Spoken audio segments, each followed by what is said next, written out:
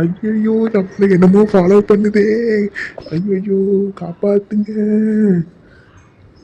என்னடா இது, இந்த இடம் என்னமோ என்ன இருக்கிற மாதிரி தெரியுது. காப்பாத்துங்க. அப்படியே அவர் உள்ள மாட்டிக்கிறாரு. திடீர்னு அவர் மயக்கத்திலேருந்து எழுந்து பாக்குறாரு. என்ன ஒரே பனிமூட்டமா இருக்கு. ஒருவேளை நம்ம சொர்க்கத்துக்கு ஏதோ வந்துட்டோமோ. சரி உள்ள ரொம்ப ஊர்வசிலாம் இருக்காங்களாவது போய் பார்ப்போம்.